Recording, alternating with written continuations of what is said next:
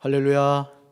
오늘도 이 새벽에 주님 앞에 나오신 우리 사랑하는 강경제교회 성도 여러분들에게 하나님의 은혜와 축복이 함께하길 주님의 이름으로 축원합니다. 또 온라인을 통해 예배드리는 성도들에게도 동일한 은혜가 함께하실 줄로 믿습니다. 오늘 마태복음 21장 1절부터 46절까지 말씀으로 예수님을 바로 알자, 예수님을 바로 알자, 이런 제목으로 말씀의 은혜를 나누고자 합니다. 예수님이 누구신가? 예수님이 누구신가? 우리는 이 질문에 대해서 정확하게 대답할 수 있어야 합니다. 오늘 마태복음 21장은 이 질문에 대해서 우리에게 알려주고 있는 말씀입니다. 사실은 이 신약 27권은 예수님이 누구신가 이 질문에 대한 대답을 해주는 거예요. 그리고 구약 39권은 왜 그 메시아 예수님이 오셔야 되는가 이 사실을 말씀해주고 있는 거죠. 예루살렘에 들어가시는 예수님의 모습, 또 성전을 깨끗하게 하시는 모습, 무화과 나무에게 행하시는 모습, 또 예수님의 권위에 관한 내용, 포도 농부의 비유는 한 가지 사실을 증언한다는 거죠. 자, 그게 뭐라고요? 예수님이 하나님이 약속하신 그리스도라는 거죠. 그래서 여러분 마태복음 1장 1절을 기억하십니까? 아브라함과 다윗의 자손 예수 그리스도의 계보라. 여러분 요한계시록 마지막 절이 뭐죠? 주 예수여 오시옵소서. 자, 예수로 시작해서 예수로 맞춰지는 것을 보게 됩니다. 자, 첫 번째 2절과 3절을 보시면 주님에게 쓰임 받는 것이 인생의 가장 큰 축복임을 기억해야 됩니다. 어제 저녁 7시에 2층 성전에서 신천 임원 교육을 했습니다. 제가 그 임원 교육을 하면서 우리 권사님 또 집사님들 향해서 드린 말씀이 뭐냐면 직분은 하나님이 주시는 거다, 이 사실을 제가 전했습니다. 신앙생활하는 성도들이 가장 오해하는 것 가운데 하나는 하나님께 쓰임받는 것을 손해보는 것으로 생각한다는 거예요. 저는 우리 강경제교회 성도 여러분들이 하나님께 쓰임받게 되길 주님의 이름으로 축원합니다. 교회에서 뭔가 일을 시키려고 하면 손사래를 치면서 자신은 바빠서 못한다고 그렇게 대답을 하죠. 제가 어제 신천 임원들에게도 그랬어요. 여러분 왜 집사 직분을 하나님이 주셨습니까? 왜 권사 직분을 하나님이 주셨습니까? 일하라고 주신 겁니다. 그래서 금년도 신천 임원들은 다 일하셔야 됩니다. 제가 그렇게 말씀을 드렸습니다. 나는 그럴 만한 능력이 없다는 거죠. 아니 목사님 저 그 일 못해요. 장로님 저도 하고 싶죠. 근데 할 수 없어요. 그렇게 대답을 하죠. 오늘 예수님이 예루살렘에 가까이 가서 감람산 벳바게에 도착하신 후에 자, 두 제자를 보내시면서 2절에서 이렇게 말씀하세요. 자, 2절 볼까요? 같이 읽습니다. 너희는 맞은편 마을로 가라. 그리하면 곧 매인 나귀와 나귀 새끼가 함께 있는 것을 보리니 풀어 내게로 끌고 오라. 아멘. 자, 사랑하는 성도 여러분, 두 제자에게 요구하시는 내용이 너무 이상하다고 생각하지 않으세요? 여러분이 성경을 읽을 때 성경은 누구에게 주신 말씀이다? 나에게 주신 말씀이에요. 그러니까 이 말씀을 예수님이 나에게 하시는 말씀이라고 생각하고 한번 읽어보시라는 거죠. 여러분 예수님 자신의 나귀도 아니죠. 그렇죠? 예수님은 나귀 없으셨거든요. 자, 남의 나귀를 뭐라고요? 풀어서 끌고 오라고 하시니 정말 곤란한 말씀이 아닐 수가 없습니다. 이런 상황에서 우리는 자의적인 해석을 하기 쉽다는 거죠. 네. 자, 그러나 예수님은 이런 고민을 하였을 제자들에게 자, 3절 보세요. 3절에서 지체하지 않고 분명히 말씀하십니다. 3절 같이 읽습니다. 만일 누가 무슨 말을 하거든 주가 쓰시겠다 하라. 그리하면 즉시 보내리라 하시니. 아멘. 저는 예수님의 이 음성에 저와 여러분이 아멘으로 순종하게 되시기를 주님의 이름으로 축원합니다. 한번 따라합시다. 주가 쓰시겠다 하라. 주가 쓰시겠다 하라. 예. 주님이 저와 여러분을 쓰시기 원하시면, 또 쓰시기 원하신다고 말씀하시면 이제 우리는 주님의 그 말씀에 순종하는 것 외에 없다는 거예요. 여러분 강가에 가면은 돌멩이가 참 많죠. 근데 이상하죠? 그 많은 돌 가운데 어느 돌은 택함을 받습니다. 여러분도 강에 가서 그런 경험이 있으실 거예요. 그 많은 돌 가운데 유독 이 돌 참 예쁘다. 그래서 그 돌을 가지고 오신 기억이 날 겁니다. 여러분, 저와 여러분이 그런 겁니다. 이 지구촌에 70억이 넘는 그 많은 사람들 가운데 하나님이 내가 뭐 특별히 잘난 게 아니에요. 그냥 주님이 나를 사랑해 주신 거예요. 예수 사랑하심은 거룩하신 말일세. 날 사랑하심, 날 사랑하심, 성경에 쓰였네. 아멘이십니까? 예. 사족을 붙이는 것 자체가 주님의 말씀에 대한 불순종이 되는 거예요. 그러니까 여러분, 주님이 부르시면 아멘 하시길 바라요. 나는 준비가 안 됐다고요? 아닙니다, 여러분. 어제 제가 임원들한테도 그랬어요. 하나님의 일은 세상 것 가지고 하는 게 아니다. 하나님이 주시는 능력 가지고 하는 거예요. 그러니까 주님이 어떤 일을 맡기실 때는 반드시요, 뭘 주시느냐? 능력도 주시는 줄로 믿습니다. 그래서 여러분, 2021년도 신축년에 그냥 어떤 일이 주어지든지 내게 능력 주시는 자서 내가 모든 것을 할 수 있다 믿고 여러분 아멘 순종하셔서 하나님의 축복받게 되길 주님의 이름으로 축원합니다. 자, 그랬더니요, 참 놀라운 것은 두 제자가요, 예수님이 명령하신 대로 하였다는 거죠. 오늘도 우리가 하나님 말씀에 순종하면 하나님이 나머지는 다 책임져 주시는 줄로 믿습니다.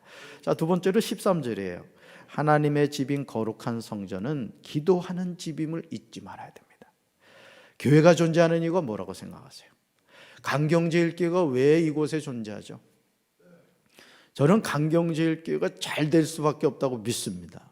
왜냐하면 하나님이 이곳에 1904년도에 강경제일교회를 세우실 때 하나님의 꿈과 비전이 있었던 거예요.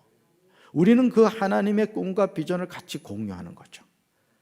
담임 목사와 함께 우리 모든 성도들이 한 마음이 되어서 이 강경제일교회를 통해 하나님이 강경지역이 복받게 하옵소서. 여러분, 한 사람이 그랬잖아요. 삼성 이건희 회장이 그랬다 그러잖아요. 한 사람이 수만 명을 먹여 살린다고 했잖아요. 여러분, 육신도 이렇게 먹여 살리는데 여러분, 저와 여러분 영적인 아브라함의 자손입니다. 우리가 하나님의 복받은 사람이라고요. 믿으십니까? 그렇기 때문에 강경지역은 우리 강경지역교회 통해서 다시 일어나게 되고 다시 하나님의 부흥의 역사가 일어나게 될 줄로 믿습니다. 자, 교회가 존재하는 이유가 뭐냐? 12절 보시죠. 성전의 역할을 잃어버린 가장 수치스러운 모습을 보게 되죠. 예수님이 성전에 들어가서 하신 일을 여러분 주목해 보셔야 돼요. 첫째 뭐 하셨죠? 성전 안에서 매매하는 모든 사람들을 내쫓았습니다. 자, 두 번째 뭘 하셨죠? 돈 바꾸는 사람들의 상과 비둘기 파는 사람들의 의자를 둘러 엎으셨어요. 여러분, 아마 이 성경에서 예수님이 이렇게 분노하신 장면은 이곳이 유일할 겁니다. 아주 분노하셨어요. 그렇다면 왜 예수님은 무엇 때문에 이토록 화를 내신 것일까? 자, 13절 보시죠. 그 이유에 관하여 기록하고 있어요. 13절 같이 읽습니다. 그들에게 이르시되 기록된 바 내 집은 기도하는 집이라 일컬음을 받으리라 하였거늘 너희는 강도의 소굴을 만드는도다 하시니라. 아멘. 사랑하는 성도 여러분, 성전에 해야 하는 가장 중요한 역할이 뭐라고요? 그것은 내 집은 어떤 집이다? 기도하는 집이라는 거예요. 하나님의 성전은 기도하는 집이라는 거죠. 기도가 없는 성도, 기도가 없는 교회는 더 이상 성도도 아니고 교회가 아니에요. 그래서 여러분, 그 교회가 정말 살아있느냐 죽어있느냐를 보면 뭘 보면 아느냐? 성도들 기도하는 거 보면 알아요. 그냥 기도가 막 살아있는 교회는요, 하나님 역사하시는 거예요. 아멘. 저는 여러분들이 그러한 기도의 불쏘시개가 되길 바랍니다. 여러분, 겨울에 이렇게 불 필 때도 그렇잖아요. 저 소나무 이파리 갖다가 말이죠, 그렇죠? 거기다 이렇게 놓고 종이 넣어서 불 붙여 호 불잖아요. 그러면 그 통나무에 불이 붙습니다. 여러분, 오늘도 교회가 마찬가지입니다. 모든 성도들이 한 마음이 돼서 기도하는 것도 중요하죠. 물론 그런 교회가 돼야 돼요. 그렇지만 누군가 불쏘시개 역할을 해야 돼요. 여러분들이 그 성령의 불쏘시개 역할을 하게 되길 주님의 이름으로 축원합니다. 기도가 살아있는 교회가 돼야 돼요. 기도가 살아있는 성도가 돼야 됩니다. 여러분, 살아있는 교회는 기도의 소리가 끊어지지 않습니다. 그래서 저는 교회가 밝아야 된다고 생각을 해요. 이 전기세 아낀다고 이렇게 그 불을 자꾸 끄시는 분들이 있는데 교회는 밝아야 돼요. 우리 교회도 좀 밝아야 됩니다. 예. 로비에 이렇게 올라오는 데부터 해서 교회는 딱 들어가면 여러분 이 우리가 백화점이나 이런 데 가보면요 조명 엄청 밝게 하죠. 다 이유가 있는 겁니다. 이런 사람이요 침침한 데 있으면 사람이 마음도 침침해집니다. 아멘. 전기세가 아낀다고 자꾸 불 끄지 마세요. 저는 교회가 밝아야 된다 생각해요. 아멘 안 하시는 분은 뭐예요? 끄겠다는 얘기예요. 그래서 우리의 마음도 밝아야 되지만 이 성전도 밝아야 돼요. 그래서 교회에 막 거미줄 있고 이러면 안 돼요. 바닥에 막 쓰레기 떨어져 있고 이러면 안 됩니다. 여러분 안방에 쓰레기 떨어져 있는데 그거 가만두겠습니까? 보니까 막 이 벽에 막 언제 붙였는지 모르는 그 스카치 테이프가 막 붙어 있더라고. 제가 날 잡아서 지금 뛸라고 그러는데 여러분들이 성전을 정말 이 건물이 중요한 건 아니에요. 그렇지만 이곳이 만민이 기도하는 집이라고요. 그럼 우리가 그런 것에 대해서 주인의식을 가지고 잘 돌봐야 됩니다. 할렐루야. 네. 저는 강경제일교회가 기도하는 사람들을 통해서 기도가 들불처럼 일어나게 되길 주님의 이름으로 축원합니다. 기도하는 교회는 망하지 않아요. 기도하는 교회는 부흥하지 않을 수가 없습니다. 우리 기도합시다. 아멘. 자, 세 번째 21절과 22절에 우리가 믿음이 있고 의심하지 않으면 놀라운 일을 행할 수 있습니다. 예수님 무화과 나무에서 열매를 찾으실 때 한 가지 사실을 알고 있었어요. 그게 뭐냐? 지금 무화과가 열매를 맺을 시기가 아니었다는 거죠. 자, 그럼에도 예수님은 무화과 나무에게서 뭘 찾으셨다? 열매를 찾으셨다는 거예요. 자, 그렇다면 예수님은 왜 이런 이상한 행동을 하신 걸까? 그것은 제자들에게 한 가지 사실을 깨닫게 해주고 싶으셨던 거예요. 자, 그래서 마태복음 7장 19절 보세요. 19절에서 이런 말씀을 하시죠. 아름다운 열매를 맺지 아니하는 나무마다 찍혀 불에 던져지느니라. 자, 주님은 우리가 생각하지 않은 때 열매를 찾으십니다. 그러나 잊지 마시기 바라요. 열매 맺는 것은 우리 스스로의 노력으로 되는 게 아니에요. 여러분, 예수님이 포도나무 비유를 말씀하실 때, 자, 하나님 아버지는 농부고 참 포도나무는 누구고? 예수님이고 가지는 누구고? 우리라고 했어요. 자, 그럼 봅시다. 가지가 열매를 맺는 건 가지가 맺는 거예요? 참 포도나무 대신 예수님 때문에 맺는 거예요? 예수님 때문에 맺는 거예요. 그러니까 주님의 일은 누가 능력 주시고, 주님이 능력 주시고 누가 감당하게 하신다? 주님이 감당하게 하시는 거예요. 할렐루야. 그렇습니다. 그렇기 때문에 열매를 맺게 하시는 주님의 은혜가 있어야 돼요. 자, 그러므로 주님이 21절 보세요. 21절에서 이런 말씀하시죠. 만일 너희가 믿음이 있고 의심하지 아니하면 이 무화과 나무에게 된 이런 일만 할 뿐만 아니라 이 산더러 들려 바다에 던져지라 하여도 될 것이요. 자, 오늘 우리에게 이런 믿음이 필요한 줄로 믿습니다. 이런 믿음을 구해야 할 줄로 믿습니다. 그럼요. 하나님은 오늘도 믿음의 사람을 통하여 하나님의 기적을 행해 가시는 줄로 믿습니다. 자, 네 번째 22절이에요. 기도할 때 무엇이든지 믿고 구하는 것은 다 받음을 믿어야 돼요. 신앙생활하면서 기도하지 않는 분은 없을 줄 압니다. 그렇죠? 다 기도한단 말이죠. 그런데 기도의 응답을 누리면서 사는 분은 그렇게 많지 않아요. 왜일까요? 왜 기도는 매일 하는데 응답을 받지 못하느냐? 우린 22절에서 그 해답을 찾을 수 있어요. 22절에서. 여러분, 우리는 기도할 때 무엇이든지 믿고 구해야 할 줄로 믿습니다. 구하고 믿는 것이 아니에요. 그게 그 말인 것 같은데 정말 이게 중요한 겁니다. 주님이 능히 주실 것을 믿고 구하는 거예요. 구하라. 이거 누구 말씀? 예수님 말씀. 그리하면 너에게 주실 것이요. 찾으라. 누구 말씀? 주님의 말씀. 그리하면 반드시 찾아낼 것이요. 문을 두드리라. 누구 말씀? 주님의 말씀 믿고 두드리면 어떻게 된다? 문이 열린다는 거예요. 할렐루야. 자, 이렇게 한다고 응답되느냐? 자, 예수님 22절 하반절 이렇게 말씀하세요. 22절 하반절 한번 따라합시다. 다 받으리라. 다 받으리라. 구한 대로 받는 거예요. 아멘이십니까?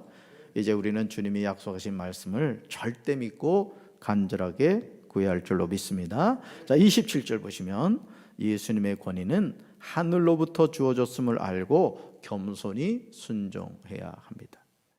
예수님의 권위를 인정하지 않는 사람은 그리스도인이 아니에요. 여러분, 전쟁이 났습니다. 자, 그런데 소위 내 부대장이 말이죠, 돌격 앞으로 하는데 당신이나 가시오 이러면 총살당하죠. 여러분, 군대에서 명령 불복종은 그 자리에서 즉결 처형할 수 있잖아요. 오늘 우리 대장 누굽니까?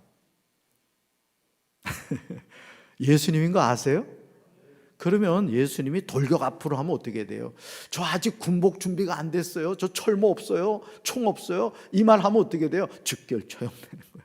나 예수님이 죽이시진 않겠지만 주님이 돌격 앞으로 하면 달려가야 될 줄로 믿습니다. 이게 예수님의 권위를 인정하는 거예요. 강경제일교가 주님이 기뻐하시는 교회로 바로 서가려면 어떻게 되느냐? 담임 목사인 저를 비롯해서 모든 성도들이 주님 말씀이라면은 아멘 해야 되는 거예요. 그런 교회를 통해 하나님은 지금도 역사하시는 줄로 믿습니다. 우리가 일상의 삶에서 예수님의 권위를 인정한다는 것은 예수님을 내 인생의 주인으로 섬긴다는 뜻이에요. 이 로드십이라고 하죠. 정말 이게 너무너무 중요해요. 내 인생의 주인이 하나님이시다. 내 인생의 목자가 주님이시다. 푸른 초장 쉴 만한 물꼬라 인도하시는 그 선한 목자 되시는 주님. 제 같이 살고 있는 딸은 한 번도 무엇을 먹을까, 무엇을 마실까, 무엇을 입을까 염려하는 걸 못 봤어요. 그냥 배고프면은 엄마 밥 줘, 이 말이면 끝나더라고요. 여러분, 오늘 우리가 누구 자녀입니까? 하나님의 자녀죠. 우리가 그 주님이 내 인생의 주인 되심을 믿으시길 바랍니다. 그래서 여러분, 공중나는 새를 보라, 들의 백합화를 보라. 예수님이 왜 그 말씀하셨겠어요? 새 한번 바라보렴. 그 많은 새들 뭐 먹는지 너 신경 쓴 적 있니? 들의 백합화가 뭐 입는지 너 걱정한 적 있어? 내가 알아서 다 키우잖아. 하물며 너일까 보냐? 뭔 말이에요? 하나님의 자녀인 너희 내가 책임져 줄게. 아멘. 오늘 우리는 예수님을 때에 따라서 내 삶의 주인으로 모시려고 합니다. 그러나 우리가 진정으로 거듭난 그리스도인이라면 우리는 때에 따라서 예수님을 그리스도로 인정하는 잘못에서 벗어나야 합니다.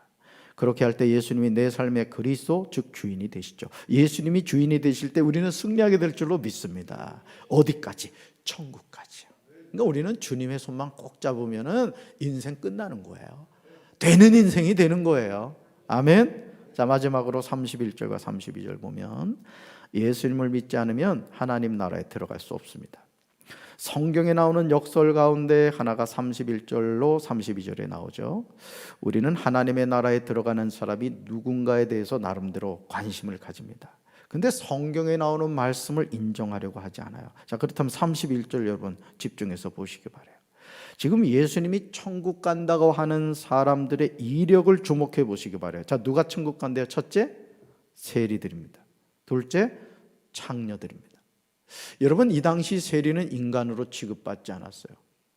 또 이 창녀들도 마찬가지죠. 그런데 이런 사람들이 너희보다 먼저 하나님의 나라에 들어가리라고 말씀하십니다. 이 말씀을 우리가 어떻게 받아들일 수 있어야 될까요? 저도 한동안요, 어떤 이상한 생각을 했냐면, 하나님께 쓰임받는다고 하는 사람들이 이렇게 보니까 간증이 참 대단하더라고. 제가 과거에 이런 험악한 삶을 살았습니다. 근데 하나님께서 저를 만나 주셔서 제가 이렇게 하나님의 종이 됐습니다. 근데 그 간증을 듣고 보니까 저는 너무 착한 거예요. 여러분, 그렇게 보이죠? 그래서 제가 무슨 생각을 했냐면, 내가 죄를 좀 져야 되겠다. 그리고 회개하고 쓰임 받아야 되겠다. 이런 생각을 했어요. 여러분, 그런 생각하지 마세요. 특별한 하나님의 은혜입니다. 그렇죠?